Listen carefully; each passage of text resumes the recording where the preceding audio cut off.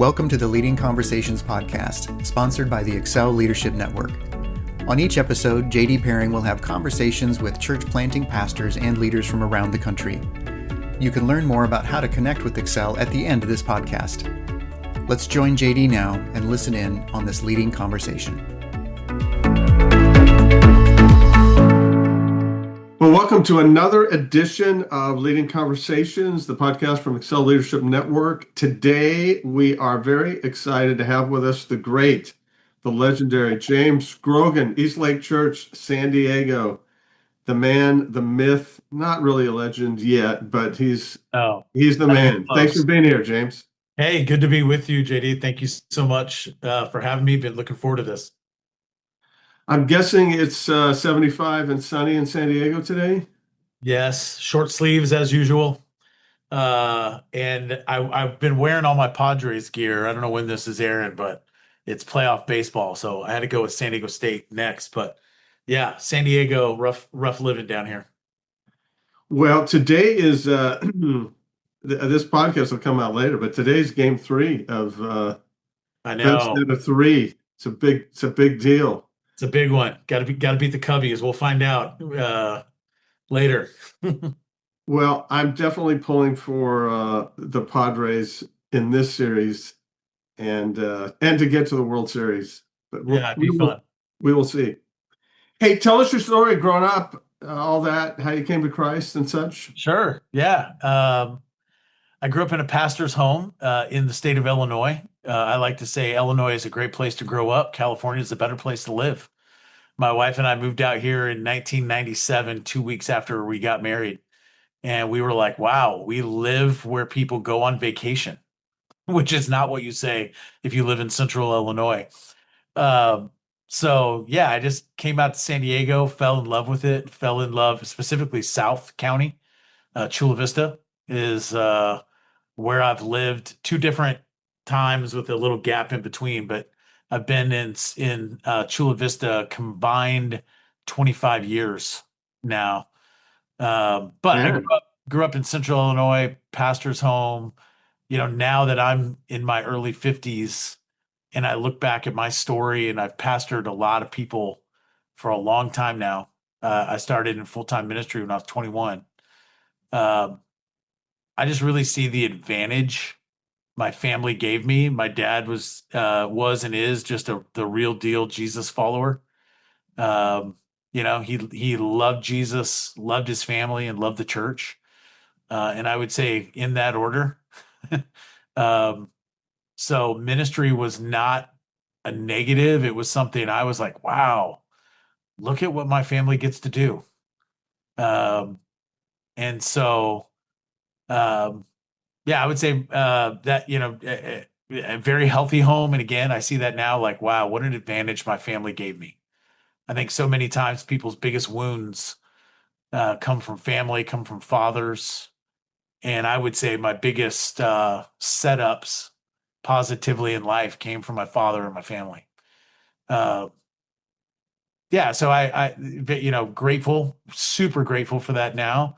Church was fun. Seeing God work in people's lives. I saw it early on. I was like, man, that's real. I mean, seeing life change. My parents' house was the open door of the church. Like every time I'd come home, there'd be other people there. Someone always living in our house. Like, oh, they're moving, but not for a month. They're going to stay here. They just moved here and they need somewhere to stay. Like, so, you know, like the church was super close and personal. Like it was in our home. It was like part of our life. It was positive. That's how I grew up. And I didn't realize what a gift that was till I got older. I felt called into ministry probably when I was 16-ish, like around the age of 16. I was like, I think this is what I'm supposed to do for a vocation, like a job. What prompted that? I had always followed the Lord, you know, I couldn't point to the moment I gave my life to Christ. I just remember believing and remember following. I will say when I was in high school, that's when I really was like, okay, am I going to do this for me? or am I going to do it because I was raised in it? I think anybody raised in the church, you go through that at some age.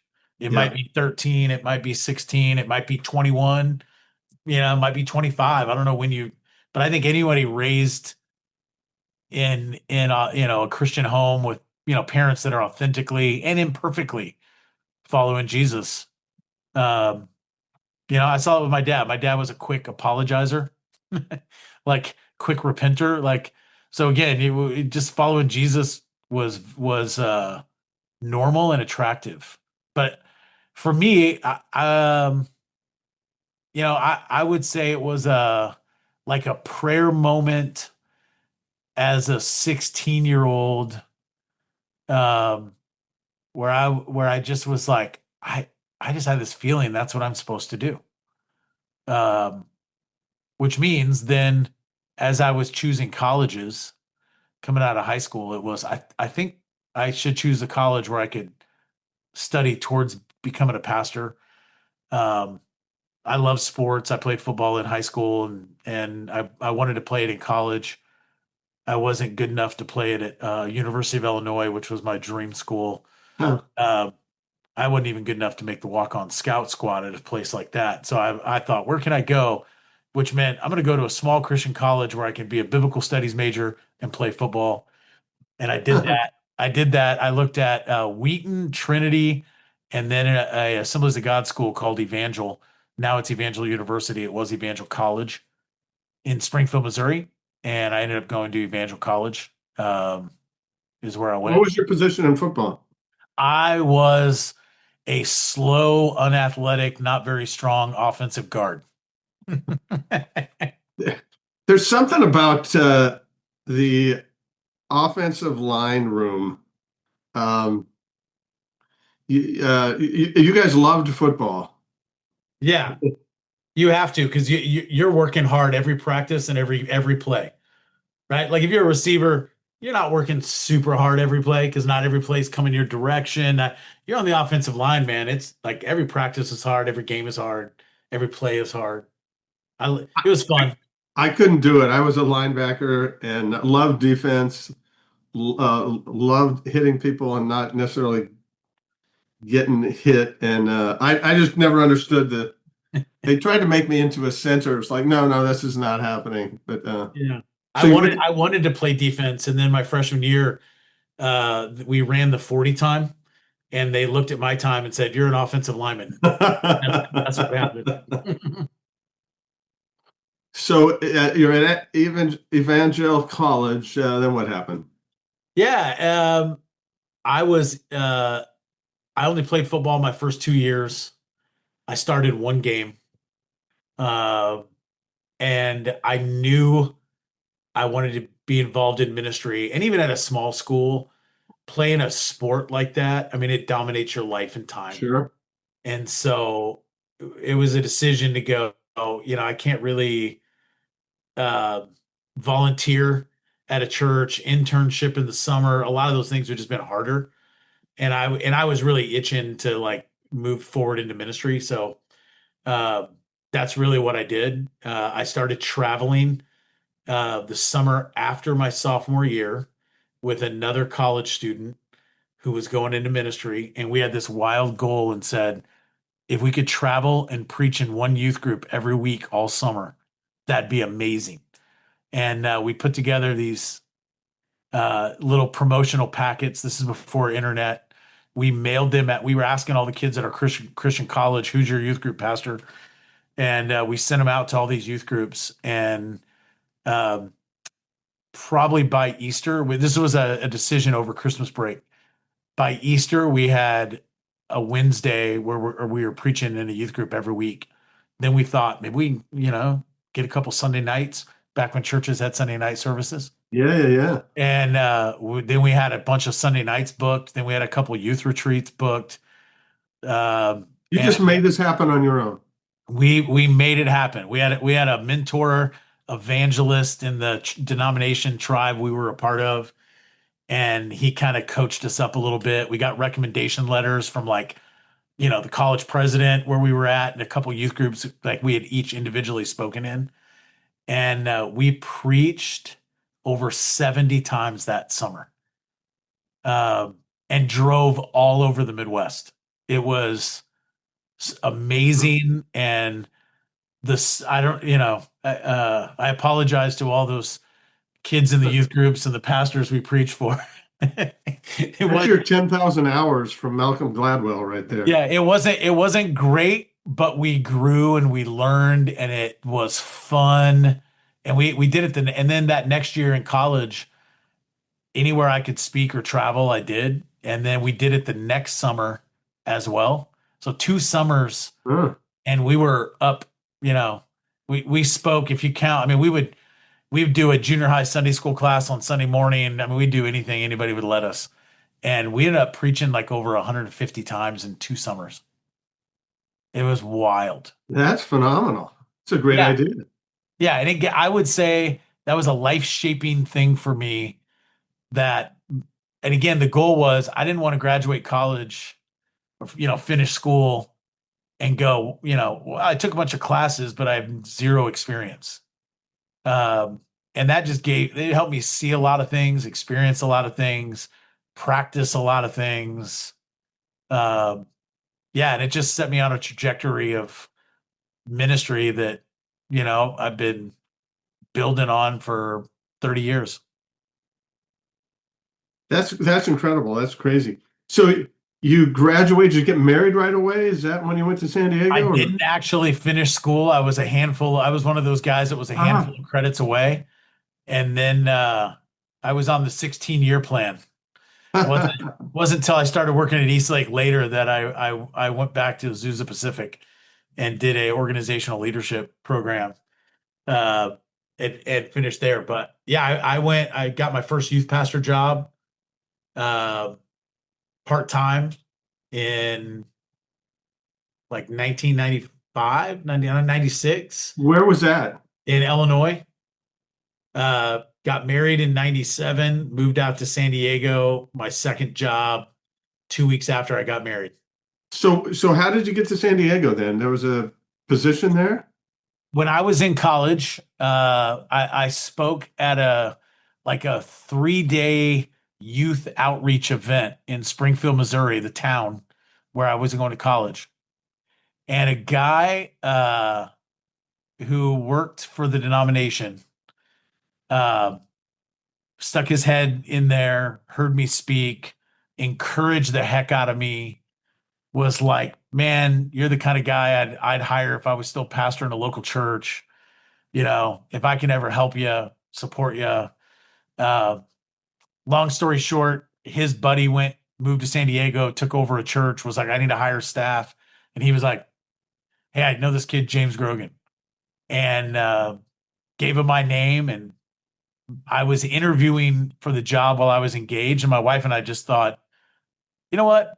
Moving to a whole new place where we don't know anyone, that could be really fun and good for our marriage starting out, rather than living in one of our hometowns and somebody's moving into somebody's life. And then we also came and visited San Diego, and we were that's enough right there. yeah, I didn't even have to like the church or the job. I probably would have taken it, but yep. So that's how I got to San Diego, and then just loved it. Fell in love with South San Diego, the people, the diversity of people, all those things. Well, how did you get to Eastlake? Yeah, Eastlake was not the first church I worked at in San Diego. I worked in San Diego at a church called Bonita Valley. Great church. Jeff Bronner hired me. Really good pastor, man of integrity. Took over a church in a really difficult season. I worked for him for almost 3 years, and then I took a job from a guy that was a mentor of mine. Moved out to North Carolina. My wife and I were in North Carolina for about 4 months. And then we went, what did we do? We should have never left San Diego. And honestly made it our mission to get back here. I ended up meeting Mike Meeks, who led EastLake Church. Sure. And met Mike through a friend. I was looking to move out to back to San Diego to plant a church. I'd always had a heart for church planting. Felt like I was called to be, I don't know what the word is called, wanted, I wanted to lead pastor, and I wanted to lead a church that was different than the tribe I grew up in style. Most of the churches were fairly traditional in style, and I really wanted to reach unchurched people and then make disciples who would make disciples, and uh, so that was what I wanted to do. Eastlake was doing that in the uh, 90s in a booming area of San Diego. It was early 2000s. I met Mike, and he was like, "How about before you plant a church, you come work for me, give me 3 years, and I'll plant you anywhere you want in San Diego with money and whoever wants to go with you." And Eastlake was doing church the way I wanted to, but I had never been in it. And so again, I think that was God's grace for me to not. I think I would have figured it out and learned, but I would have had to learn the hard way through a lot of mistakes. And because there just weren't, I mean, this is, early 2000s, there weren't the church planting organizations or resources there are 20 years later, 22, 23 years later. So I joined the team at EastLake Church, and super fun season of ministry, church growing like crazy. And then I just never left. I never felt like God was saying, and we hired a bunch of my friends. We planted a lot of churches. In fact, Eastlake is 33, 34 years old. We planted 56 churches in those 34 years. That's incredible. And I was kind of feeling like the guy left behind. I'm getting older. I'm not a lead pastor. I love serving at Eastlake. I love serving Mike. I, in fact, love Chula Vista. It's where I wanted to move back to and raise a family and never move. But I was like, well, Eastlake's already doing it. I'm gonna have to go plant somewhere else. Uh, and then let's see, probably 13 years ago, Mike comes to me and he's like, "Hey, man, I'm not going to do this forever. I don't want to be the Brett Favre of senior pastor." People are like, "He's still playing. He's on Minnesota now." And so He keeps retiring and coming back. yeah. Right now, you would say that'd be what's the other Green Bay guy that's now on the Steelers? Aaron Rodgers. Yeah, the joke would be, I don't want to be Aaron Rodgers, where you're like, he's still playing. And so he's like, I'm not going to do this forever. He's like, I think you have the gifting, the ability. He's like, do you have the want to? And so we put together with our board a succession plan, completed that plan 8 years ago. I've been the lead pastor now for 8 years. The plan went exactly the way we planned and prayed, and super smooth for Mike, me, and our church. Seriously, talk about that. I mean, because that following a Mike Meeks is not. I mean, that's not for the meek of heart. No, because Mike is a big L leader. By that I mean strong personality, risk-taking, aggressive, amazing leader, funny as heck, super fun, and a lot of things Mike is. I was like, ooh, I'm not. I think I learned a lot of the best leadership principles I know from Mike. But yeah, I'm a different person. So yeah, it was one of those. I would say what helped me do that is I've always been confident in who God made me to be. I think I was at an old enough age when we were doing the handoff. I was going into my like early 40s. I think I was mature enough at that point where if we would have done that earlier, it probably wouldn't have been good for me or the church, to be honest. Like, I probably would have been more insecure about following Mike. So yeah, that made that the thing I share with people why it went so well, if I could offer one little nugget here, is here's why our plan went so well. First of all, we had a very clear plan. It was in writing. There was no ambiguity. There was a date. On this date, Mike is no longer the lead pastor. James is. So there was no ambiguity to it. I hear stories all the time. where, someone's like, oh, we're going to do succession, and they say yes, and they come, and then, the outgoing leader drags their feet. Well, I know we were going to do it here, but we're not going to, like, we just had none of that. And here's what I would say made it work. Mike was not clinging on to anything.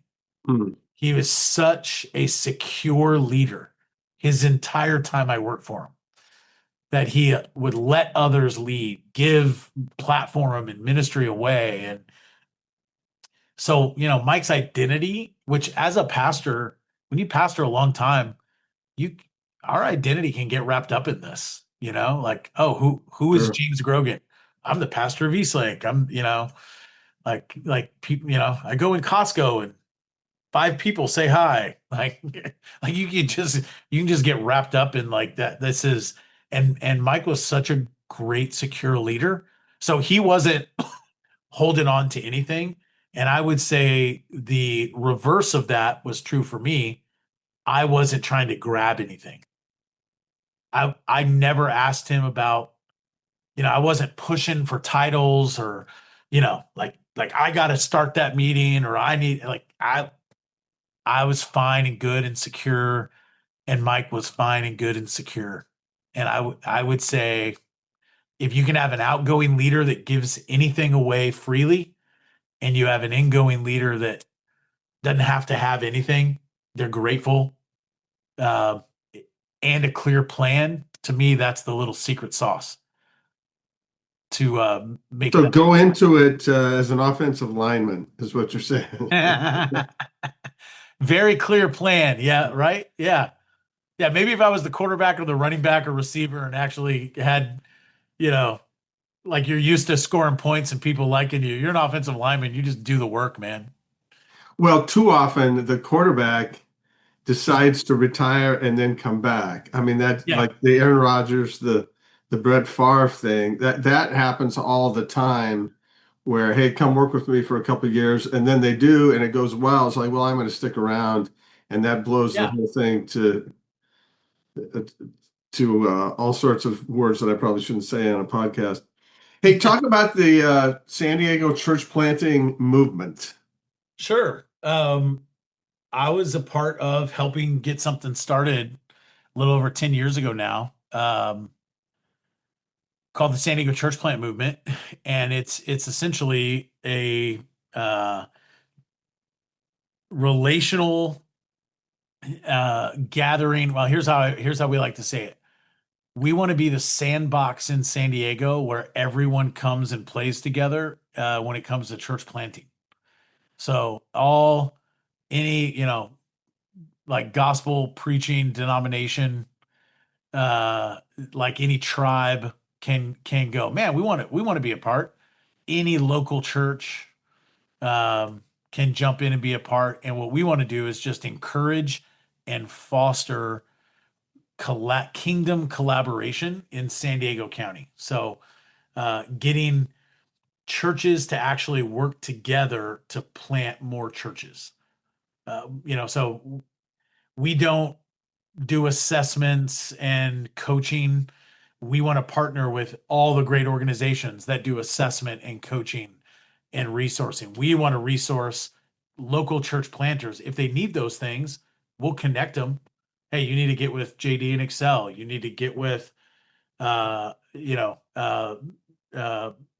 Network. You need to get with, oh, your theology is this. Man, you should talk to Frank with SoCal Network. You should be a part of, pick the organization.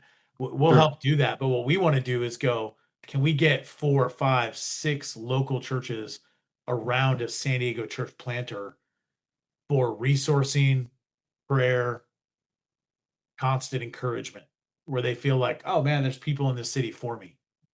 Because I think, I mean, you would know this, JD, a parachute drop church planter without local participation, partnerships, and encouragement is probably one of the hardest things to do and probably has a low success rate. Hmm.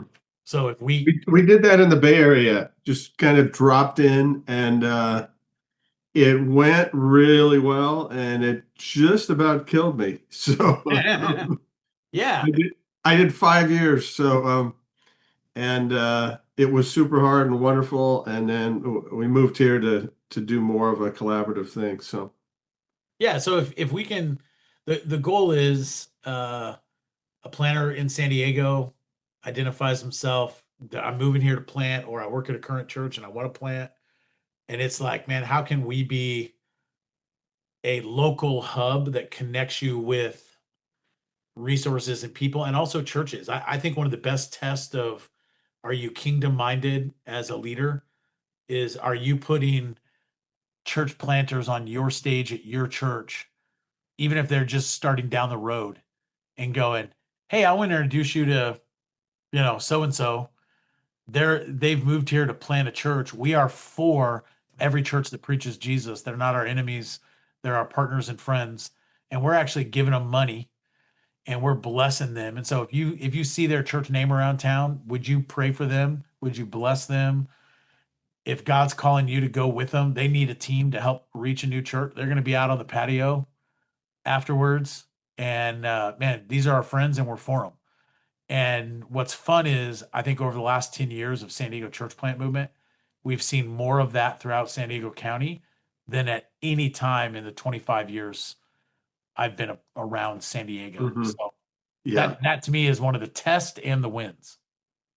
Well, I just really appreciate the whole vibe of the movement there. Any way we can be involved, we want to be, because it's a great area. It's a growing area. There's such a need.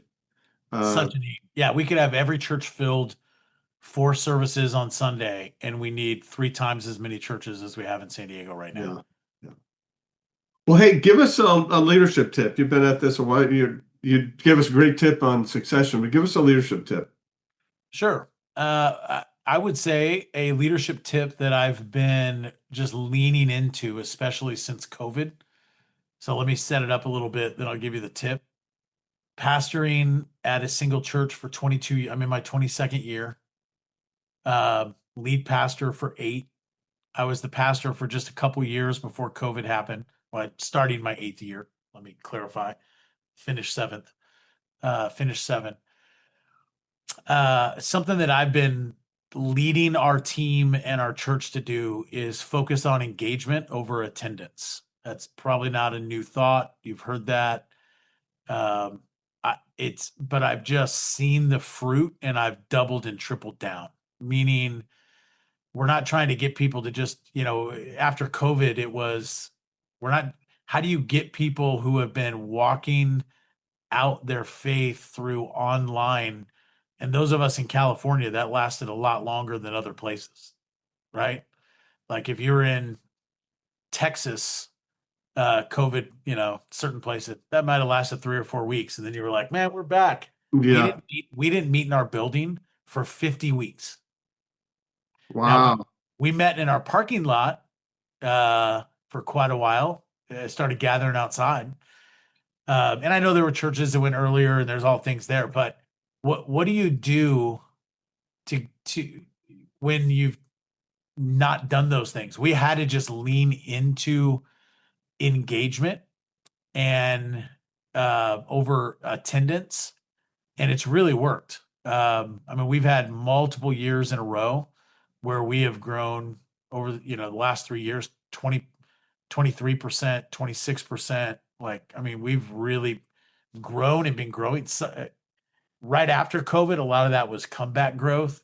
Sure. Once that's settled, we've still continued to grow. And one of the biggest reasons I think is focusing on engagement. And what I mean by that is, how do we get people actively involved in taking next right steps in their faith, not just attending a service or a program? That would be the difference. What are those next right steps? What are just a couple of them that you shoot for? Yeah, I would say I'll give an example. One is a new attender. How quickly can we engage them in something beyond attending? So what can we do to quickly get them serving, quickly get them connected in friendships through a group, quickly get them into discipleship? Like, and everyone's going to take different steps, right? Sure. Depending on their first step. But we've made a huge effort to go, how can we do this faster and better than we used to as a church? One of the practical ways we've done that, that we kind of stumbled into, it was actually our location pastor up in Venice Beach in LA. He was the first one to try this, and I would say it's the best thing we've done to get people quickly from a Sunday experience to being engaged in the life of the church. We do something called 5 and 5. Hey, meet us right outside on the patio. You'll see a big sign. We want to tell you 5 things about our church in less than 5 minutes, and say hello to you before you go if you're new. And the whole goal of that is to give them a few things that are like, hey, what makes our church us, right? Without going into the detail, number 5 on that is you can be involved as you want to be starting right now. And what we tell people is, if you want to start serving and volunteering, you can do that right now. If you want to take a next right step of baptism, you can sign up for that right now. If you need to get involved in a recovery group, you can do that right now. If you want to join a men's group, a women's group, you can do that right now. And what we do is we basically tell people, if there's, take one next right step. That's next right step is part of our language, for engaging in the life of the church. And you decide what that is based on what you need, what your kids need. And it has been incredible, because it used to be you had to wait till, oh, we have a membership coming up. And we do those, 4 to 6 times a year. But like, what if they can't go to that one? Now they've been in the Right. church for 2 weeks, 3 weeks, and they've kind of developed some habits of just sitting in a service, not engaging until they can get to that membership. Or if you're only launching small groups 2, 3 times a year, well, they missed that launch. Now they've developed a habit of, we just show up and attend. And so we've tried to go, how can we get people engaged quicker? A scriptural text for this I would throw out is Matthew 4. Jesus' initial invitation. If Jesus didn't say, attend me, what did he say? Follow me, and I'll make you fishers of men.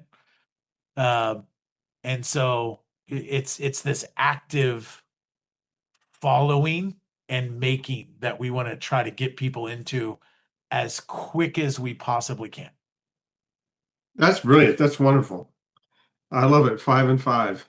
That's great. Yeah, that's just one little practical Sure. way of how we've done that. Yeah. The engagement. Wonderful. Hey, Yeah. let me end with this. Your name is James. Have you always gone by James? My name is James David. I was Jimmy. I was Jim. I'm JD. Not too many people go by James. So what's the deal? I haven't. It's funny you ask. Those that knew me in college or before, I was Jimmy Grogan. Okay. My legal name is James. I'm named after grandfather. He went by Jim.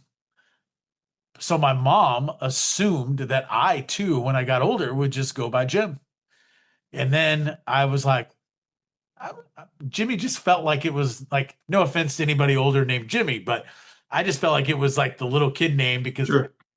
Jim was like grandpa, like, name. And I just was like, James, I like the sound of that. So I made the switch. I will admit, some of my aunts and uncles have not made the switch. One of my best friends since second grade says he refuses to make the switch, but everyone else has made the switch just fine. How old were you when you made the switch? I wasn't able to do it till I was in my late 20s when I moved here, because everywhere I went somewhere, someone knew me from the time I was a kid, and they spoiled it from the beginning. So I had to make it when it was a clean break. How about you? There was just there was a number of pastors well known who ruined the name Jim. But I used to say, I mean, mine's kind of interesting. I used to say, my mom called me Jimmy David. My mom mostly called me Jim. When people say, what's your name? I said, well, my mom called me Jim. But my wife always called me JD. And when my mom passed away, I was actually playing on a softball team. There was like 14 Jims on the team. So and I just like it better. It's just a little more unique. But Yeah. if somebody calls me James, I mean, that's the name. If somebody calls and says, "Hey, it's James," there, I know it's a salesperson. So, but I used to in high school correct them, because they read your name and then they'd be like James Grogan, and I'd say Jimmy, and now, no, James. and our third son is a junior, but we called him Jake from the beginning. Of James and Jacob, it's the same name. It means trickster. So, not too many people go, but that's great. I'm glad that you're taking the name to the next level. I'm trying. Yes. And it's the middle name for a bunch of our grandkids. So, yeah. Hey, anyway, thanks so much. Thanks for what you're doing. Thanks for the leadership on reproduction, the leadership on getting churches and organizations to collaborate together. It's so silly that we fight each other. Thanks for your collaboration, for your leadership, and for your time. Really appreciate it. Yeah. Hey, thank you. Great to be with you. See you soon. Christian Community Credit Union is America's leader in biblical banking solutions. As a trusted ministry partner of Excel Leadership Network, they are dedicated to serving ministries in all life stages of growth. Whether you're planting a new church or expanding, Christian Community Credit Union will come alongside your ministry to help you grow so you can serve more. They offer low-rate ministry loans as well as products to maximize your ministry's money, including high-interest checking, savings, and CDs. Take the next step and learn more at mycccu.com/excel. That's mycccu.com/excel. Membership eligibility is required. Thanks for joining the Leading Conversations podcast. We hope that you found it both helpful and encouraging. At Excel Leadership Network, our focus is on the church planter rather than the church. If you'd like to find out more about us, visit our webpage at excelnetwork.org. Don't forget to subscribe to this podcast so you don't miss any future episodes. See you next time with another Leading Conversation.